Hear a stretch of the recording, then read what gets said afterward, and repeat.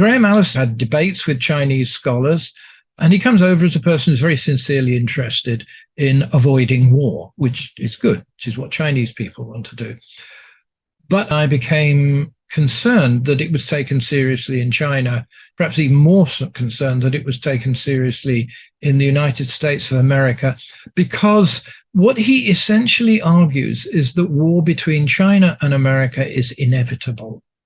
That's not merely a pessimistic message, but I think it's a very dangerous message, because if you think war is inevitable, then all you can do is fight it.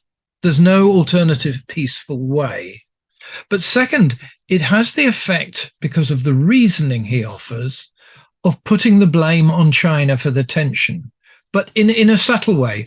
Many anti-Chinese commentators in the West say that we don't like China because China has done something which we judge as morally wrong. Now, there's a lot of questions you can ask about the moral standard of a nation that was built on slavery. But anyway, they seem to think that they have the right to judge what everybody else does. But Graham Allison doesn't say that China's doing anything wrong. What he says is the problem is that China is growing. So almost, and I think this is the reason for the interest of Chinese scholars, he says the problem is China is doing too well. That China's rise is a threat to America's world position. And he makes a historical analogy, and this is where Thucydides comes in. He talks about ancient Greece in the 5th century before Christ, which is 2,500 years ago. And he says there was a very famous war called the Peloponnesian War. And this war was fought on Greek territory. Now, in fact, I'm going to suggest that that's the first historical error he makes. It wasn't fought on Greek territory. It was fought in the Mediterranean. But this was because the dominant power in Greece was Sparta. And Athens was a rising power.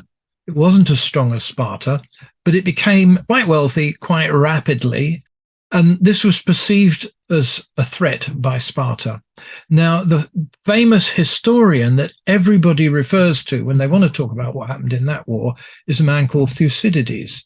And Thucydides many people think of him, at least in the West, as the father of modern history. He's the first person to actually attempt to record historical facts as accurately as he could, to give a narrative which wasn't just a story, wasn't just like Homer, who is wonderful to read, but is essentially just saying, this is the legend.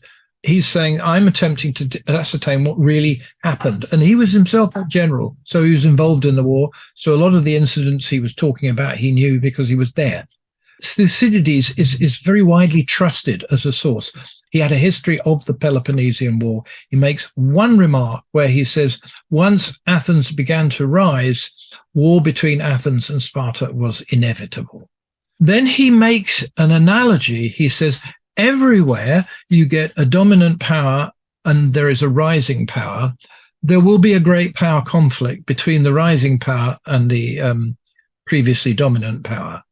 Therefore, he then extrapolates and says, China and the USA are like Athens and Sparta. Now, I'm very concerned because particularly finding this was taken very seriously by a number of Chinese scholars. And first of all, it's not true, even if you forget the history. If you just look at the causes of the China-US conflict, it's just demonstrably not true. The reason is not China's rise. The reason is America's decline.